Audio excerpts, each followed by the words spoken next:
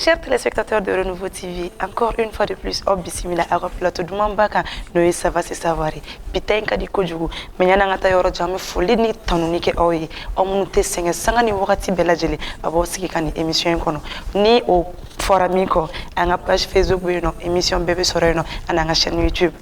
Aïwa, bi invité Salif Nyanga folie di ma folo, elle était morore, elle est alpé, DJ Belebelendo. À te présenter blé maroni école dombe télécoro ni lycéen mbeno université ou lubeba sa ani mo mignon fait Alpi ça va bien? Ouais, ça va Miss Makanen. Bismillah na plateau ga Ouais. Quelle est la émission que ni mbaraka nyongo be ano Salif. Salif bienvenue. Merci. Bitay mbeto goji. Nara sira Alpi. Alpi kam minu serlo ne. Ibi ga sira ya. Daga sira ya. Amala nyongo mbeto gondo la. Mais Alpi. Ouais. Folika ni mebi bolo kala c'est en flebo ko mani mokatina. Bon, flebo ga befo. Avec ana ni émission na ça va se savoir là. Fulu bubi. Fuli jaray. Et DJ ka ke kate kuma kanya Salif. Abina kuma. Mogom tay migoro. Abina kuma. Ay wa Salif Folika ni mebi fane bolo kala c'est en flebo ko ba. Ne wale fio kuma no ne ma. Rega to kana ga Folika doro barabana. Ay wa Salif ko do o be folo ni wakatina. Yana ngata yoroja Alpi en ni ame jamais Salif lame no e donc kibaru ya wi. Actualité munu meno bibina. Réseaux sociaux sans fait la ka anadonia ni wi. Salif. Donc Miss Man yoroni na ma foko très bien malien. Miss Man nga info fola be talike anga guide religieux bado de dengaka. No e Iba Haidara. Iba Haidara ni baba le do ale Ousmane Chérif Madana Haidara dengé. Bon, Iba Haidara, il s'est fait remarquer actuellement par ses différentes sorties sur les réseaux sociaux. Aka bobo luka cha sisa aka kuma ka cha famun be ka polémique baw créer. Comme il aime se faire appeler le DGP, le directeur général du paradis. Quand le DGP, quand le directeur général du paradis, donc on a l'audace qu'on a été donc. Au moins il y a polémique bas de créer, mais à ma dabla, on a un enfant qui va continuer à faire. Bon, récemment, au Chima Moro Toro, récemment parce qu'il y a le DGP, en bébé donc. À la de DGP, le détail à paradis. Bon donc, mogoga hier autoproclamé que DGP, c'est équivaut à bien foko ibiki i sanga alama ça pour là. Ah, faut faire. Ah, ok. Donc au comment inchara o la goshi chara ma kosebe mo bela ma dabla. Kosani na il sort à bora avec moi dans le fort, il n'a foko ako foloko alena fa ko k'ale fa ye docteur So Mugane jɔ malien ye ko 7 bɛ chantier la ko an ka sɔrɔsiw ka problème dɔ senfɛ k'ale fa ye 200 millions de ta ka di Mali sɔrɔsiw ma bon a ye kuma in fɔ en direct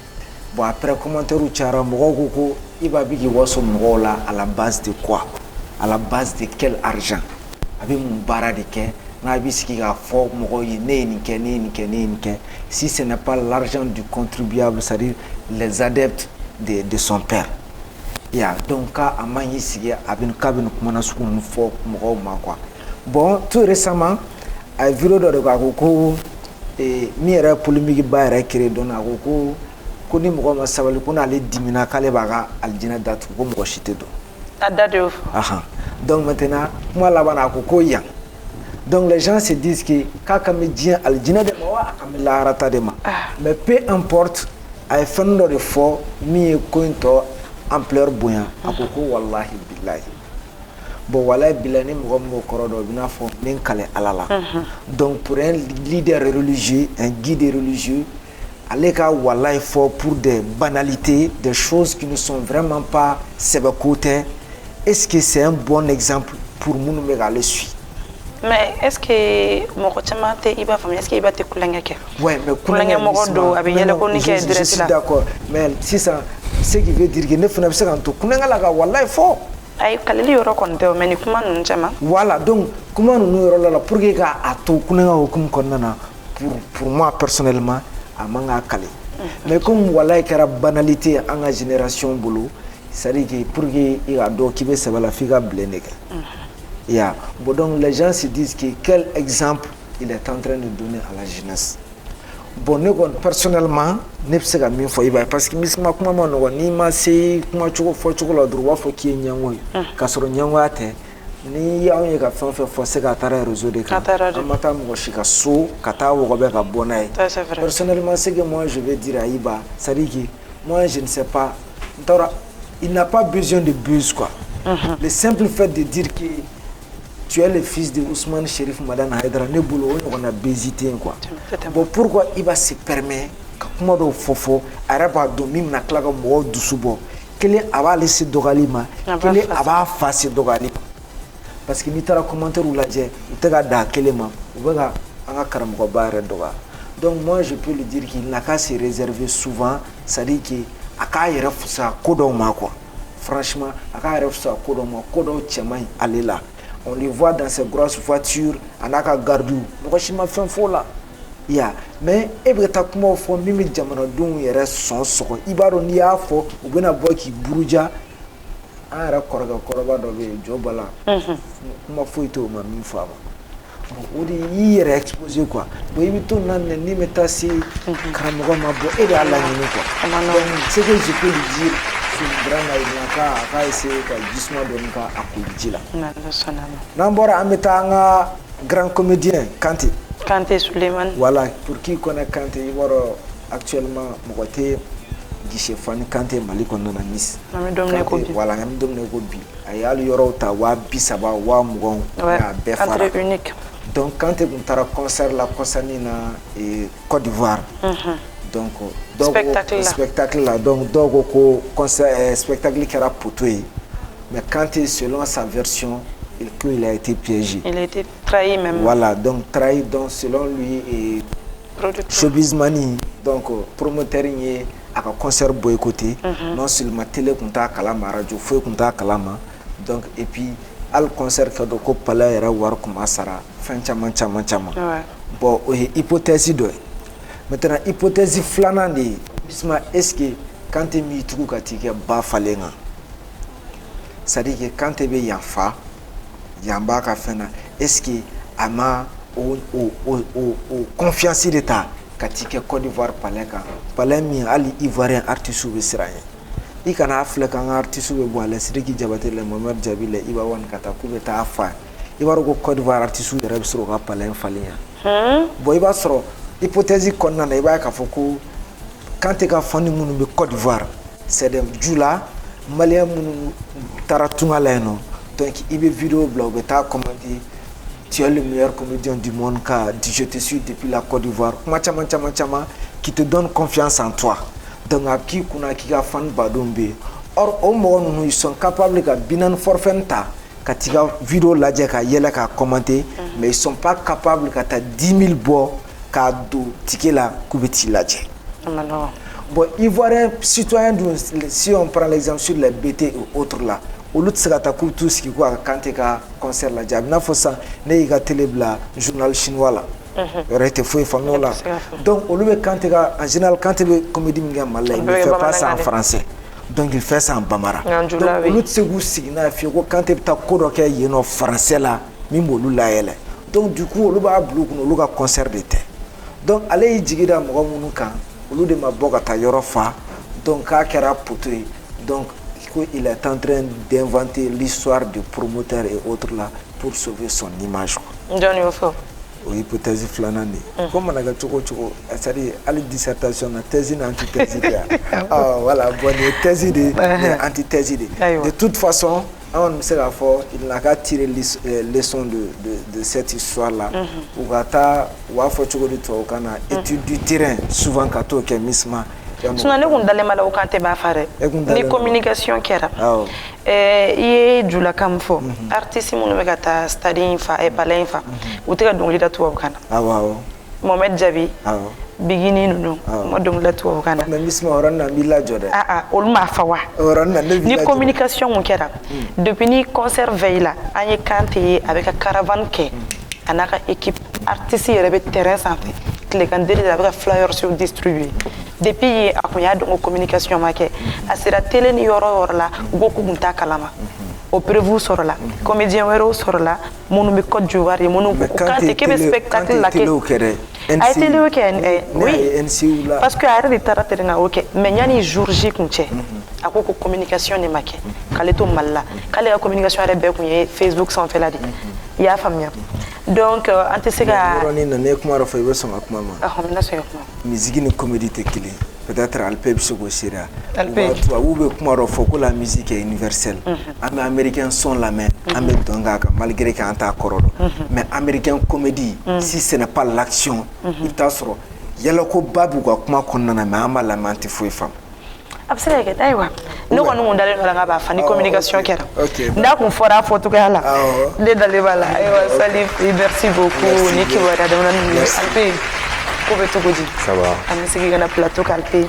yan'an ka taa yɔrɔ jan e ni ne ani Salif ani filɛbagaw an ka jɛ an ka Alpé ka vidéo ni dɔ lajɛ ni ma ne bɔn i artiste denmisɛnnin fɛ i kɔrɔbalen kan ni ma i ta se ne ma ne tɛ n ta se ma ne kɔrɔbalen kan ne Alpé tu me respectes ou bien ne tɛ baara kɛ ni ouais et puis fɛnɛ n bɛna fɔ bɛɛ ɲɛna tuguni mɔgɔ fɛn fɛn bɛ ne Alpé wele i ka fête la ne Ozo bɛ a tɛ ci yan'a ka so ma n bɛ n ka client bɛɛ prévenir si tu sais que DJ Alpé est ton invité n'appelle pas Ozo n'i tɛ kɛlɛ fɛ parce que n tɛ fɛ n'a ka ɲɔgɔn bɛɛ scène kelen kan je veux pas fo Ozo ka dɔn ne Alpé tiɲɛni ne de don artiste n'i y'a kɛ ne la i tɛ yɛlɛ ne ka scène kan a bɛɛ n'Ala na kɛra cɛ walahi o se bɛ ne Ozo ka concert kɛ ka yɔrɔ bɛɛ kari-kari hali Ozo ma ne Alpé wele Alpé Ala k'i faga ayiwa an filɛbagaw Salif Alpé an jɛra ka nin vidéo kunkurunin lajɛ Salif est ce que ne tɛ nin ko in to i bolo awɔ ne bɛ se ka don ni question in ka Alpé ɲininka parce que Alpé i ka nin vidéo in na kuma caman fɔra camanba dɔw ko c'est à dire que i tununa i bɛ tɔgɔ ɲini nin la donc i wulila dɔrɔn ka baga Wiz Ozo ma ka nin vidéo kɛ ko sinon i ye concert kɛ ko i ka wari i ka juru ma tu u la i ka foyi ma tu la ko olu ma foli kun dɔn quoi c'est à dire que ni mɔgɔ bɛ bɛn fɛn dɔ kan karisa n bɛ t'i ka nin fɛn in kɛ tu me donnes par exemple 300 000 bon quant à eux ni 300 000 dir'e ma ko munna ni concert banna mun foli ko kuma bɛ yen voilà donc ko peut-être i bɛ fɛ ka besoin dɔ créer actuellement c'est pour que i balila ka wuli dɔrɔn ka nin ko in ta k'a kɛ mankan ye. merci kan jumɛn bɛ ça va ça va ne fɛ k'e ɲininka o den ni fa yɛrɛ cɛw ni fa ye wari di den ma a bɛ mun fɔ merci papa a b'a fɔ merci yɔrɔ o ye den ni fa yɛrɛ dɔrɔn cɛ kuma tɛ baarakɛyɔrɔ ma bon n bɛna kuma dɔ fɔ maliyɛnw ɲɛna ne tɛ se ka tunu ne tununen c'est o bɔra ne yɛrɛ de la quoi n b'a dɔn nin ye faamuya parce que a fɔ mun na par exemple sisan n'i ye baara kɛ n'i tɛ se ka baara la de a b'i kunkolo la k'i bɛ tunu i m'a faamuya ne ni Ozo ka mankan in malentendu dɔrɔn de don parce que vous voyez jusque ne ye kuma dɔ fɔ ko in kɔnɔ tunuko tɛ dɛ ne ko respect di Ozo dɔrɔn tɛ dɛ ne ko rappel bɛɛ ne baarakɛɲɔgɔn bɛɛ ne ka client bɛɛ ne mago bɛ bonya de la wari tɛ i ka ne bonya dɔrɔn an bɛ baara kɛ ni ɲɔgɔn ye parce que vous voyez certes Ozo ka concert min kɛra palais la a cachet fɔlɔ ne de y'a sara palais taara ne tɔgɔ de ye est ce que a b'o kalama ne de taara wari bɔ palais kɔnɔ u ye wari di ne de ma ne de taara palais sara ka sɛbɛn ne tɔgɔ la ne ka na parce que vous voyez voilà concert fɔlɔ min kɛra palais la jɔn tɔgɔ bɛ palais la o ye ne de ye o ne yɛrɛ ye palais ta yɛrɛ ye garanti o yɔrɔ nana kɛ palais yɔrɔ nana kari-kari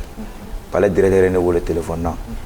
parce que palais directeur ne ma vrai nom c'est Setigi Doumbia palais directeur ne ko Setigi ko i tɛna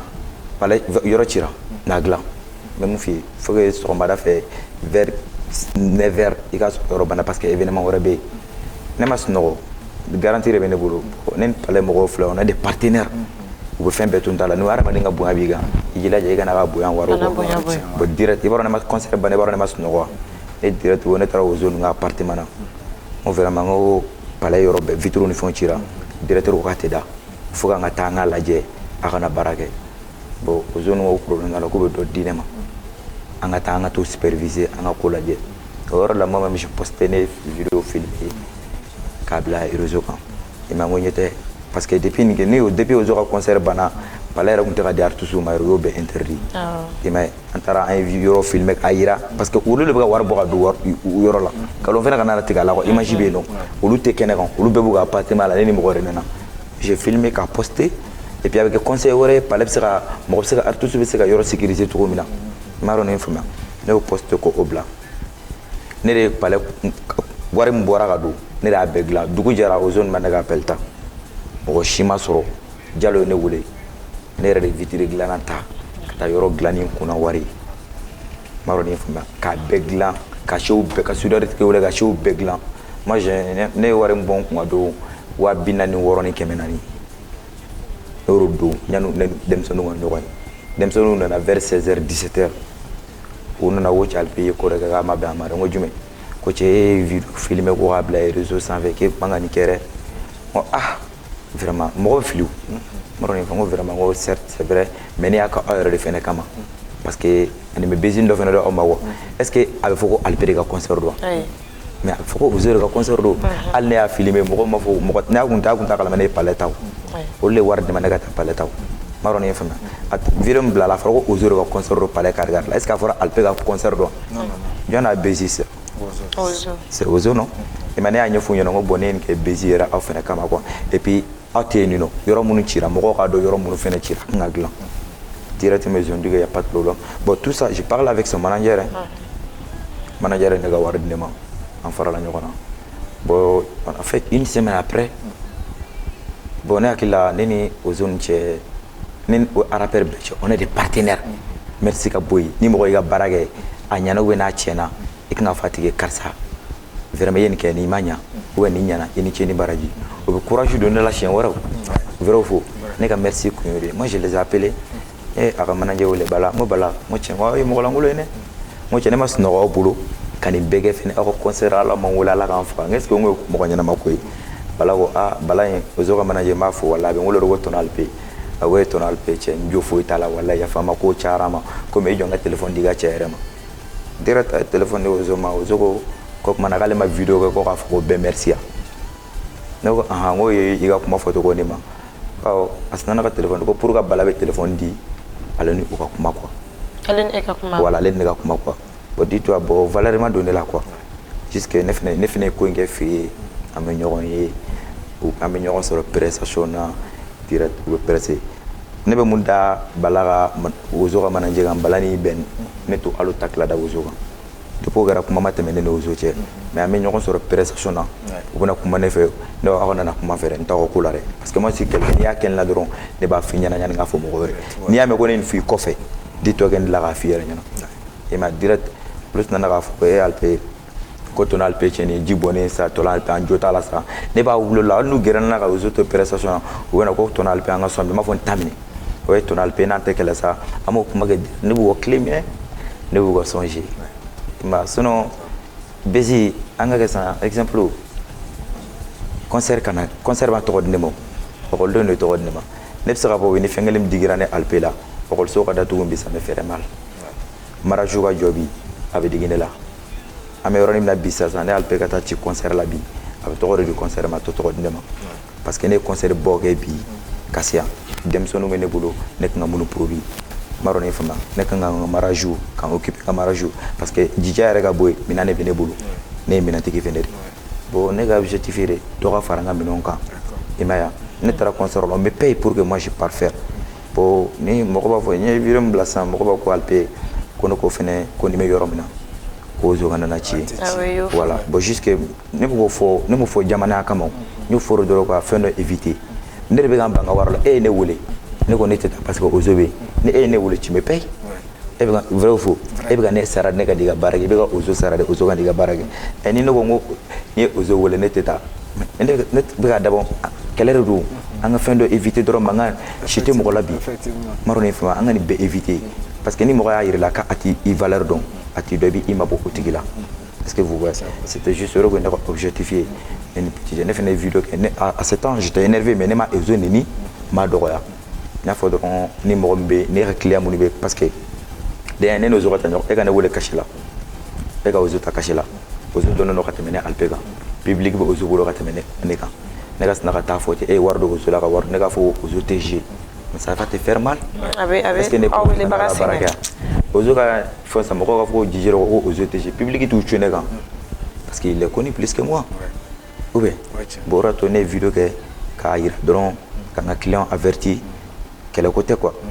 Ozo il est tardé ne fait de mal tardé si tu appelles Ozo tu m'évites ne Ozo éviter ne Ozo voulait il vient éviter ne évite ou inviter il veut oser éviter jusqu'à kerali munu me mangani munu be o kaban anga parce que ne am anger anyam ay ñoko soro anger la ñoko na de na ma gere ñoko na est-ce que mais ñoko jusqu'à ne gani mani ko dorona bulu juste du respect et puis ni mo yi kungo ke al ni ay wardima a fatigima ne terega findi terega ma aga kala ere bo wardo terega la ne ga findi ban patron ni nyana re ibe boya masigi ka ibe boya masigi no dorona fo suno wardirima mais waram dirane ma alhamdoulilah bo o kerali inflane no zoka coaché j'ai fait cette vidéo lui aussi il m'a ñan ne ga vidéo que voilà les vidéos que kan do ya vidéo kono maroni femme enfin a invité à plateau d'origine voilà elle invité c'est lui qui a parlé avant moi voilà yini la ko mumé ani voilà ay jabi ko non il m'a ay jabi mun nge bon on est besoin créer ainsi de suite c'est des choses quoi ne ma tani ko quoi jusque ne ayira nga mo la dron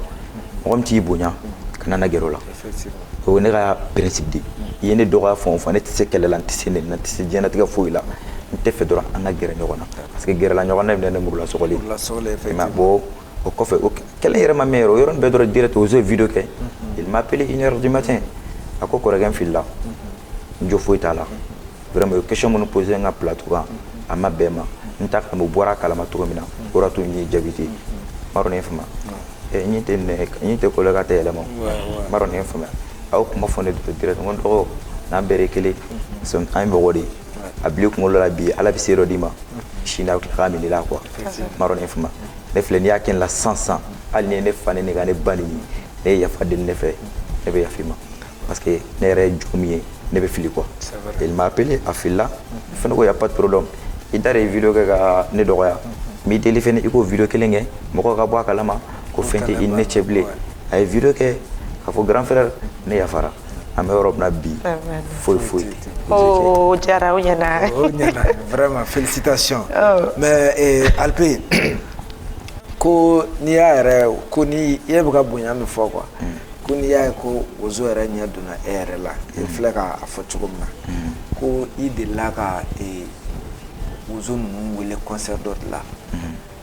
je pense c'était Ozo Félix c'était mon sabanan donc quoi Z voilà les Z donc qui voulait ko y est avancé du mois je sais pas 75 000 je sais pas 100 000 125 000 voilà 125 000 ko mais ko concert bana ko fobi qui nous va voir tout dum voilà qui nous va voir tout sara merci donc ko lumi wole ko ki nyini nga ok mena kuma do fesa nyana nga spectacle dame yara ko quand tu m'as tara concert fenaka kera koto yoro yo dire quelque chose aramade na bena kodo kan ko zet sara faka war penela afamuna ne ita karsa nanga concert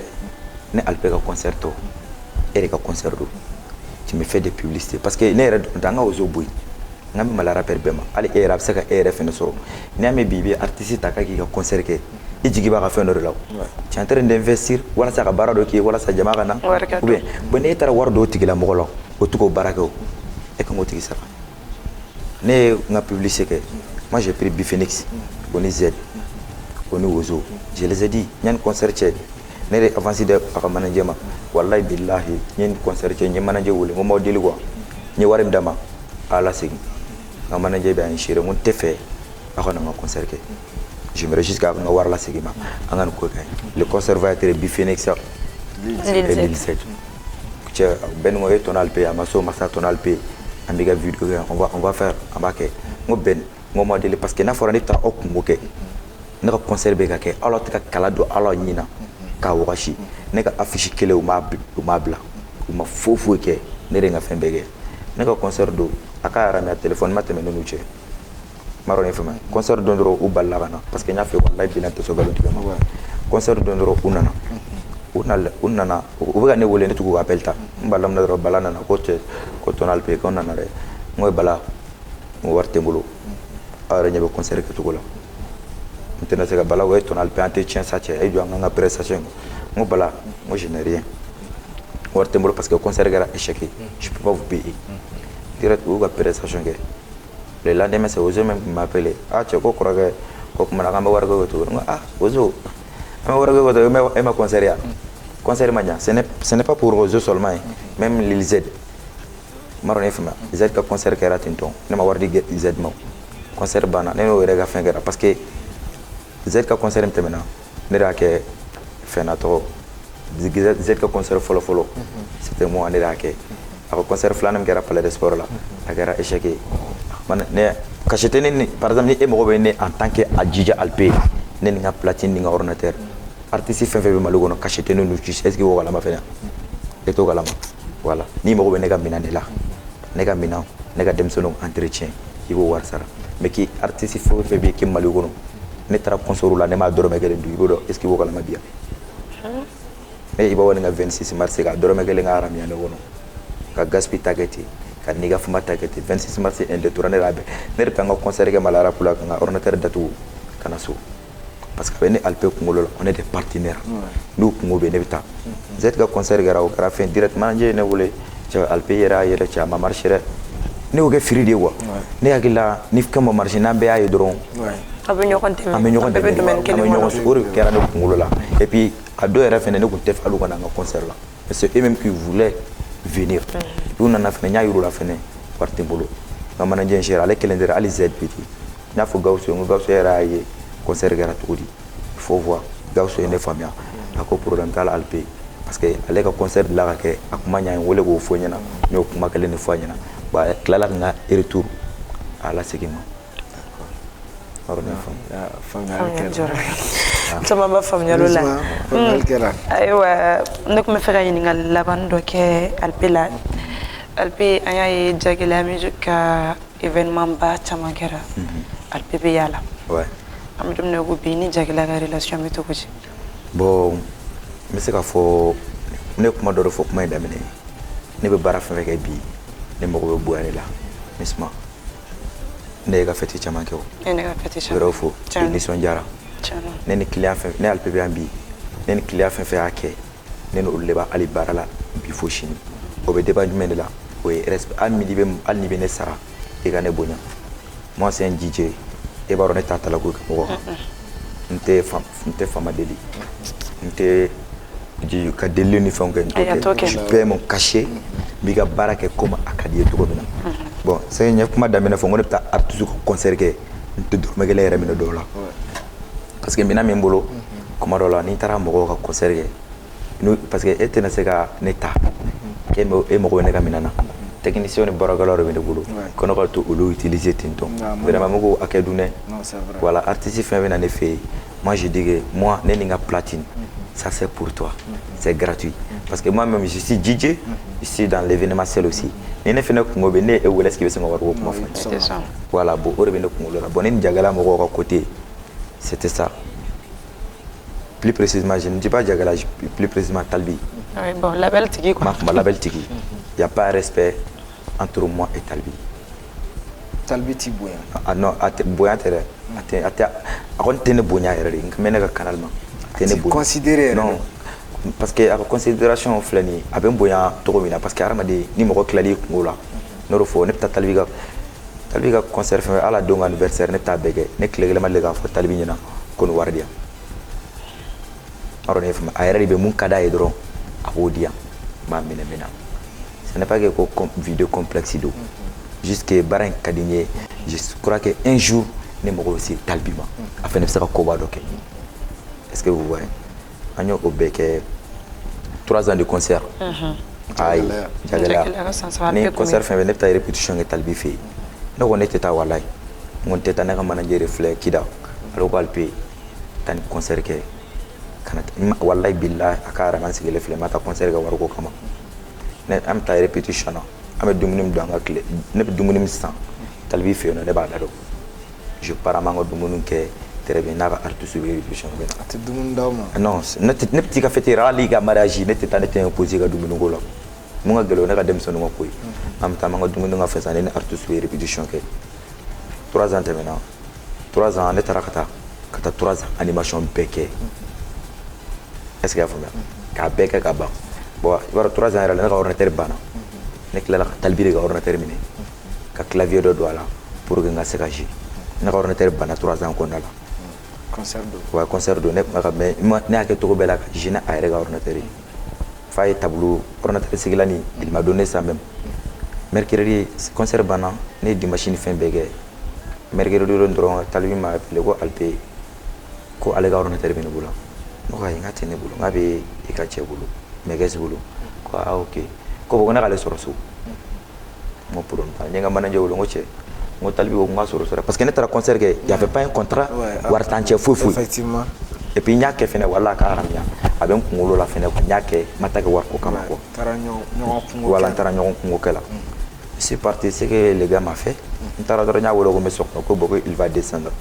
sisan ne taara Talibi fɛ 21h Talibi ma jigin ka ne reçoit fo zoro n taara fɛ yen a y'i wele k'i k'a sɔrɔ so donc i nana depuis 21h a ma jigin Talibi ma jigin ka ne reçoit n b'a wele a bɛ communication kɛ a tɛ tila ka n ka appel ta ni Faiza ni sigilen n'a fɛ yen nɔ n dimina n ye n ka manager wele n ko cɛ n ko Talibi filɛ ka nin kɛ ne la ko d'accord to yen ne nana n natɔ la dɔrɔn direct a ye message ci ne ma ko cɛw j'ai pas répondu ne m'a répondu le lendemain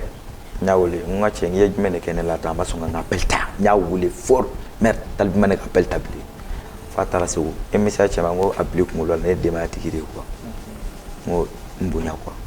a ko ne ma k'ale bɛ segu k'ale bɛ na tu sais il m'a envoyé combien 30 000 francs wa wɔɔrɔ est-ce que vous voyez a ye wa wɔɔrɔ ci ne ma n ko e ye nin de ci ne ma ko non ko ne ka nin minɛ fɔlɔ k'ale bɛ na ala bɛɛ la hali n'a tun ma wari di ne ma n tɛ se ka foyi fɔ a ma parce que wari t'an cɛ n b'a dɔn ne fama wari t'an cɛ n b'a fɔ a ka nin diyan dɔn mais n bɛ a weleli min kɛ a tɛ n bonya a kɔnɔna la quoi j'ai dit c'est que n ko y a pas de problème bon moi j'ai fait un événement i b'a dɔn ni ne fɛnɛ bɛ événement kɛ ni ne ye congé bɛ taa n bɛ fête gratuite kɛ n bɛ saki ni bigi ni kawo san ka di ekɔlidenw ma fo Falaki on a fait un événement dans notre terrain Falajɛ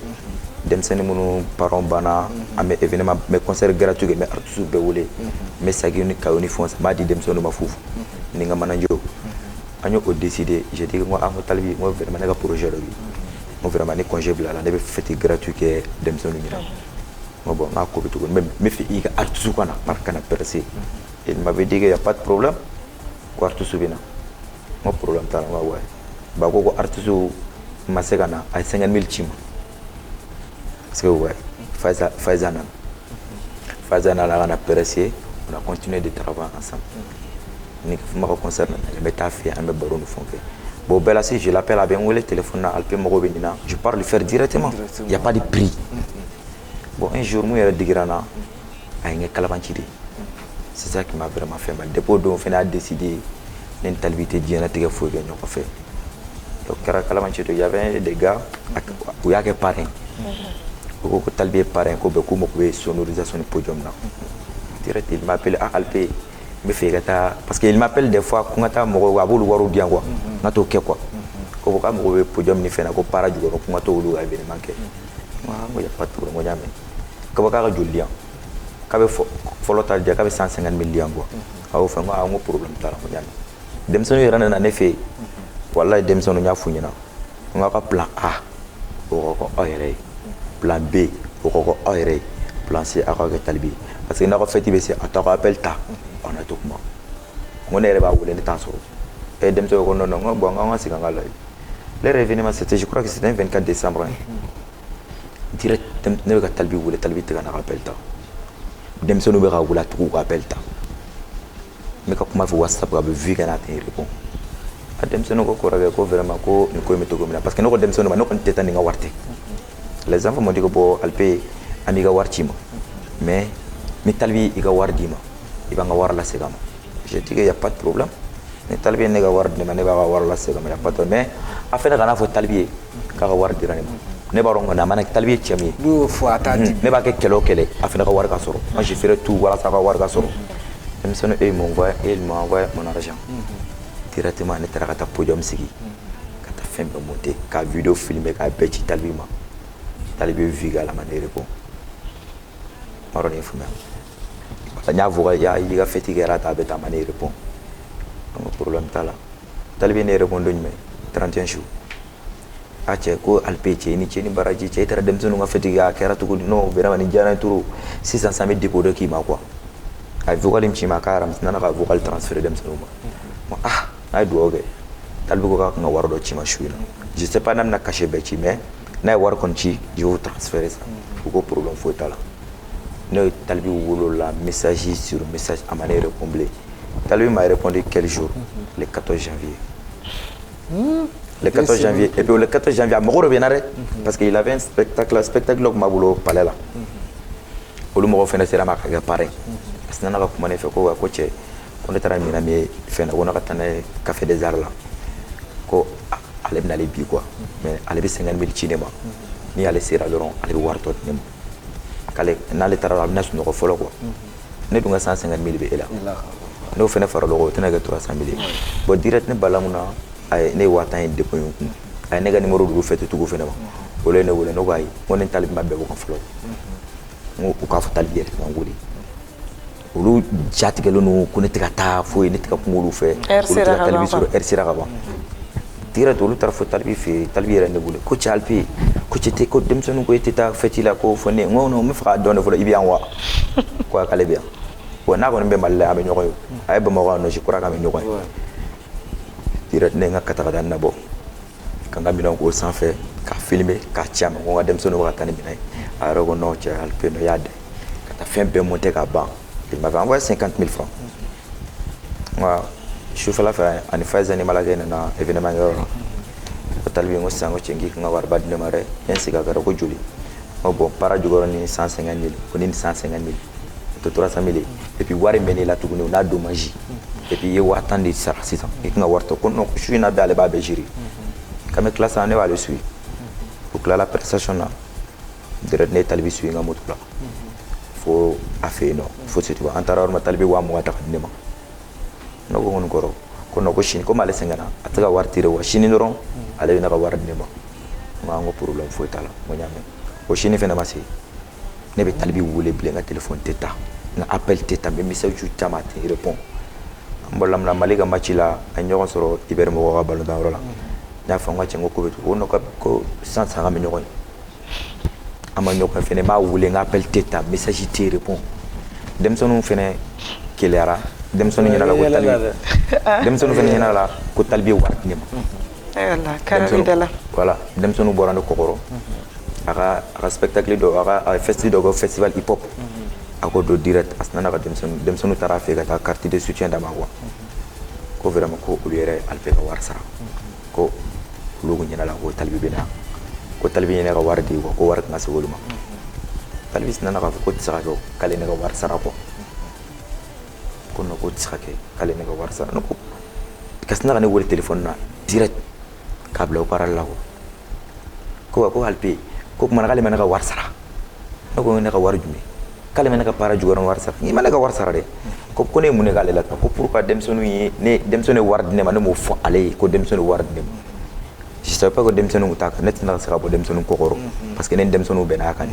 no ko ja fe enyana ko dem sonu wardine ko no kale bora kala mali il m'a même pas dit ko dem sonu fe na ba kere fe ko 6 ans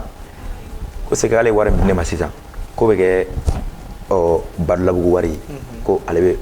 150 000 mballe la sale buri dem sono ngo sangun dem sono de tara finya na ki war de ma se ga mana to ko ne ga 150 000 le bilaw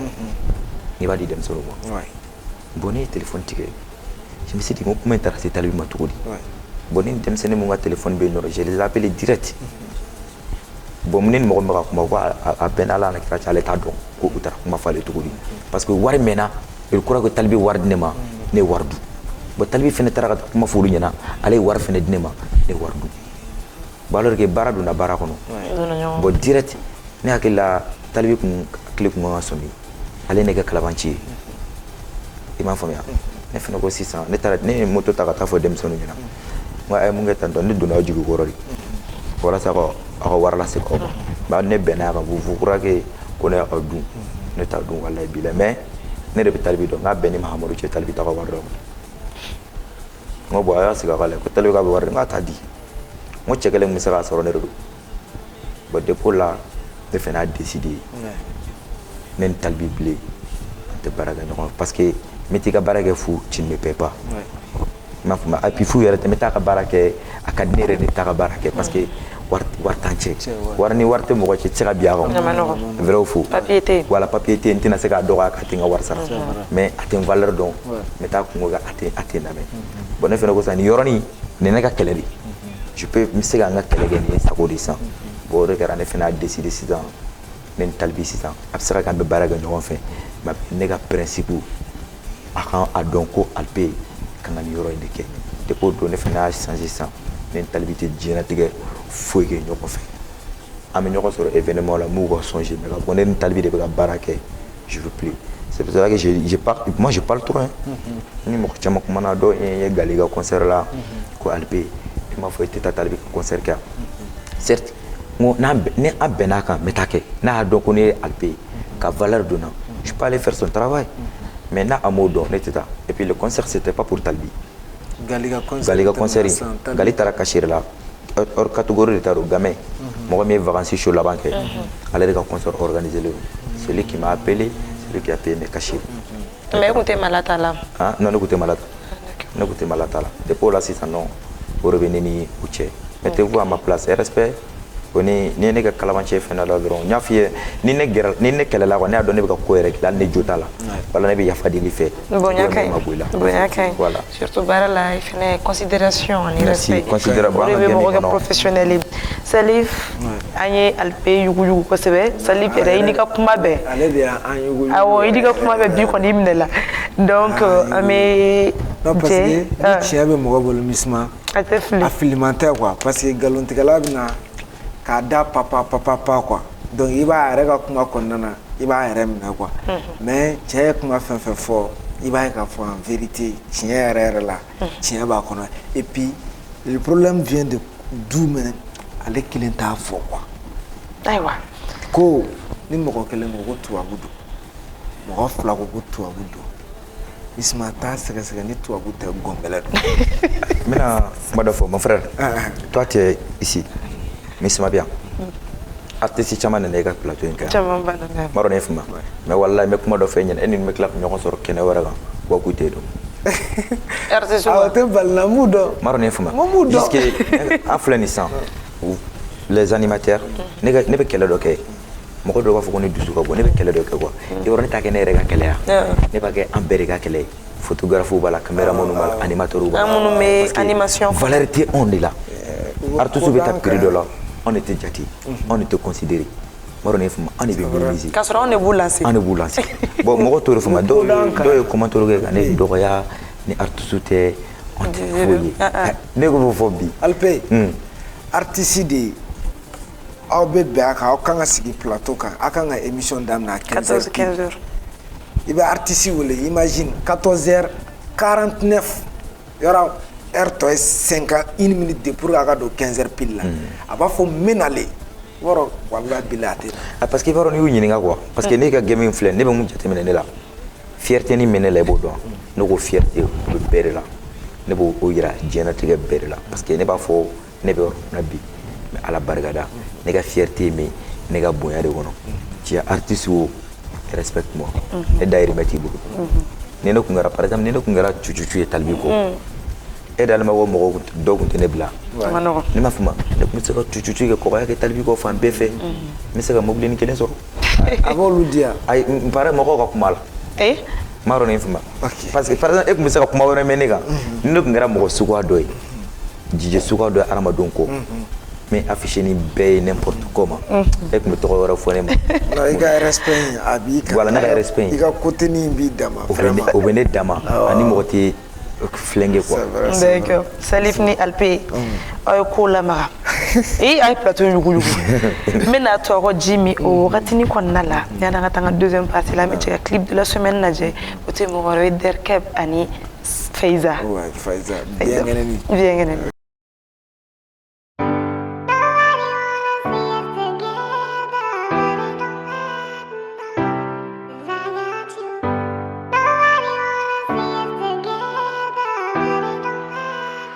Booba Cash. Kuma foranya ika ko chama kera ikama wambaro chama kerila ni kama eni nebe ɲɔgɔn bolo fosaya a faranya ne kone ti don en vérité qui m'a eu fond ne dumolo olu ti don girl t'es une magnifique personne fair, you already know. Ikelene ngalo, dibila ye kalo, baby, delicana malo. Aforanye qui t'en fait, que tu vas me briser le cœur. Aforanye qui t'aime soy, que tu n'es pas celle qu'il me faut. Je fais que t'aimer de jour en jour et ça me fait peur. Je veux pas tomber, c'est ton amour qui m'a donné des ailes. De t'aimer, I cannot stop. J't'ai accepté, toi t'es des femmes. Alikuna komi bla baby, oh nana, ibe moro tomi tanoni. Nabikuna komi bla chérie, oh nana, ibe moro tomi tanoni. La fangito, pura kafte kanudon, no bela ni mason. Any day baby, oh emma. Majo, fazate mago fe, ane munjara bile. Ni ben fe baby, oh bemba.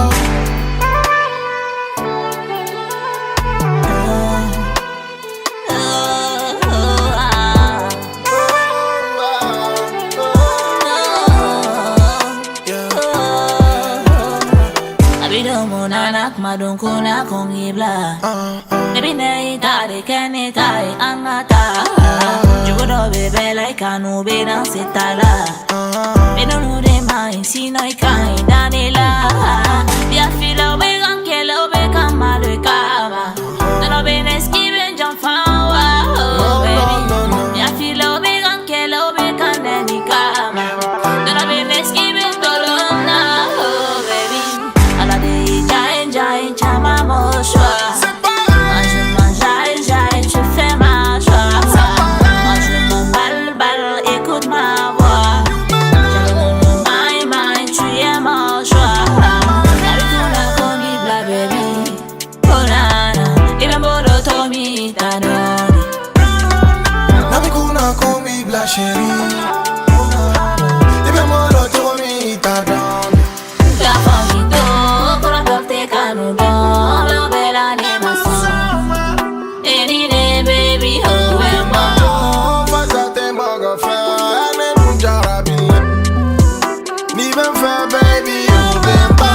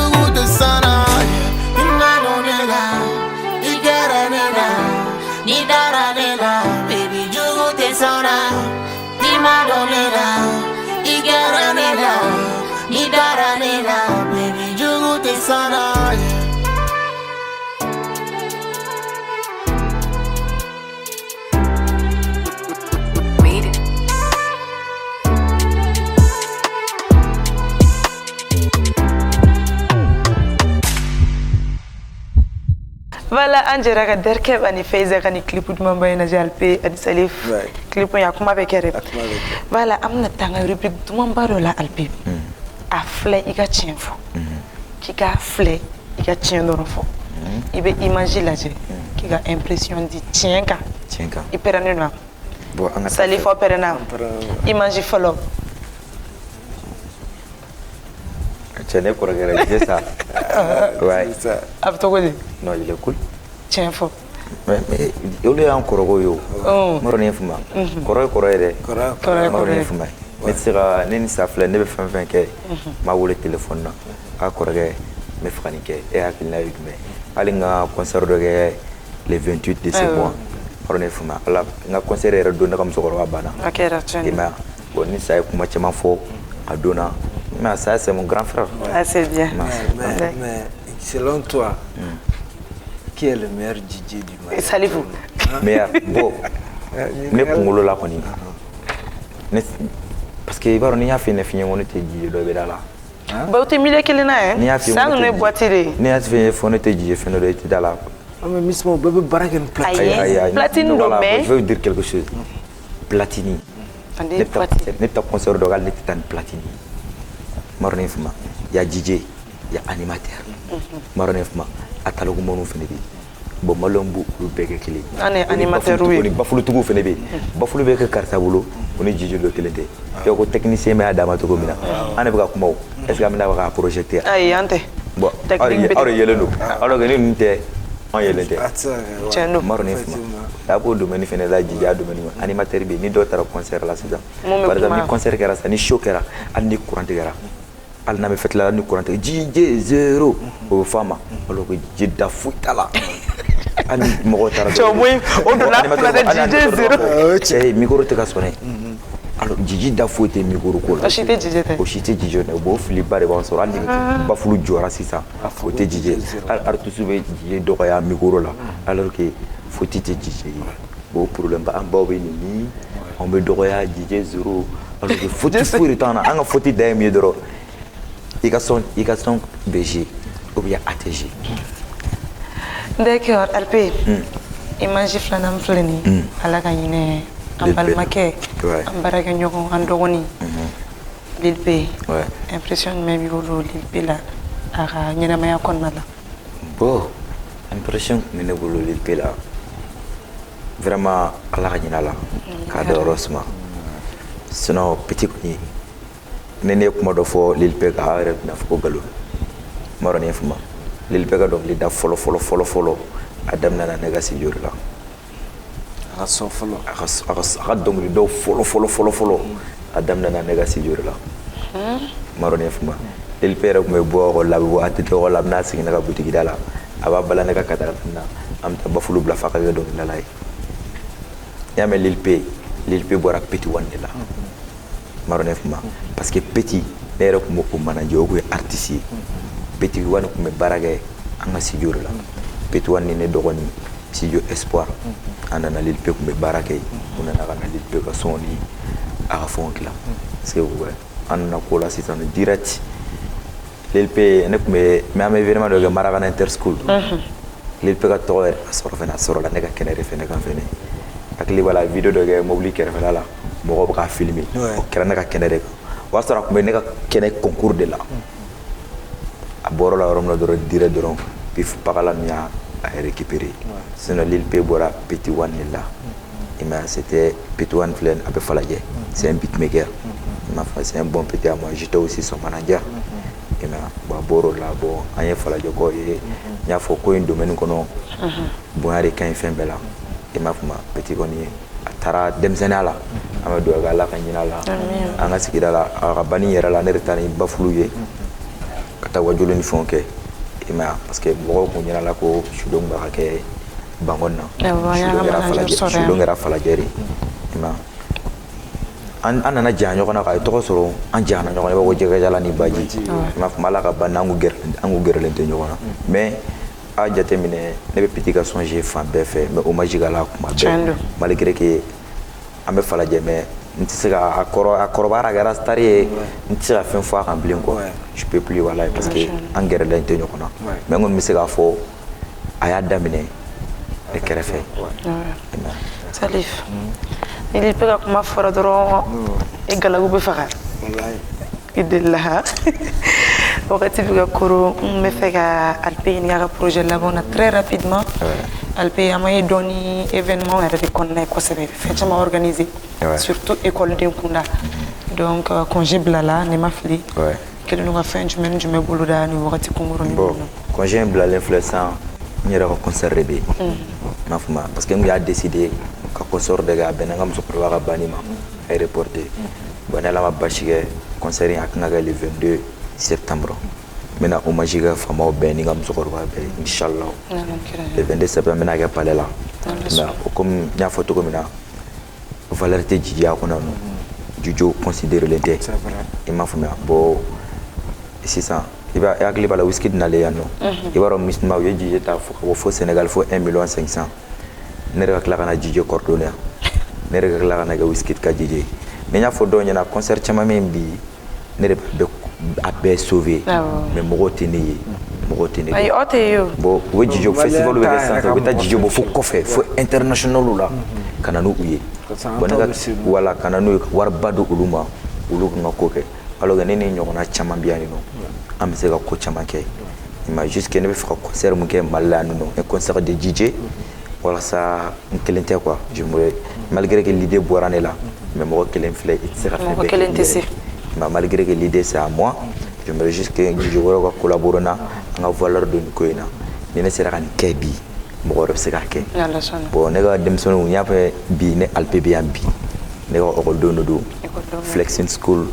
Bama School Architecte Birère Progrès ninnu bɛɛ de ne kɛ ne ye bi quoi parce que i y'a jateminɛ depuis ne Architecte fête daminɛ hali sini ne de b'a kɛ depuis ne Birère fête daminɛ hali sini ne de b'a kɛ Misma i Architecte kɛ Alpe ni a ka Misma dɔn min a kɛra Architecte de la i m'a bon ne ko y'a tiɲɛ bi ne ko n tɛna ne ka plateau kan olu sigo tɛ ne ta ja dɔɔni b'a kunko ye star don a ka star ma daminɛ yan i m'a faamuya voilà bon n bɛ ka n ka base kɛ n ka concert de fɔlɔ et n ka ɔkɔliden minnu ka fête bɛ yen nɔ c'est trop hali yɛrɛ terimuso ka mariage tɛ n bolo sini yan Evelyne n bɛna taa wuli an bɛɛ bɛ ɲɔgɔn sɔrɔ Misma i yɛrɛ Adija ka mariage i m'i da don o la dɛ i kun kan k'o fɔ dɛ ayiwa Adija ka mariage ko annonce télé la an filɛbagaw ye bon yanni n k'o fɔ Alpe bɛ an ka kɛnɛ kan bi an bɛ Alpe ka concert annonce kɛ ka ɲɛ le 22 septembre inchallah DJw ka concert a bɛ fɛ ka na ni ko kura dɔ ye Mali la n'an ma ɲɔgɔn dɛmɛ voilà n'an ma ɲɔgɔn dɛmɛ an tɛ ɲɔgɔn compétence dɔn parce que Misma i bɛ DJ Khalid ninnu DJ Khalid an k'ale to ale bɔra dumuni kɔnɔ na mais i bɛ DJ Snake DJw bɛ animation kɛ ka concert tenu stade de fa DJw ka sira tɛ artiste tɛ na u bɛ jama laban voilà yɔrɔ mais malien public yɛrɛ de ban'o ma quoi awɔ est-ce que tu vois par exemple sisan ni ne nana ka n ka son jouer ne ka n ka son jouer ne ye baara kɛ ni malien son ye dɔrɔn cɛ ni DJ yɛrɛ tɛ foyi dɔn cɛ i tɛ américain son dɔ k'a la i tɛ pop smoke k'a la alors que an ka malien denw bɛ se k'an valoriser c'est vrai fɛn banna n tila k'o question fana Mɛlɛni kira sɔrɔ wagati bɛ ka kuncɛ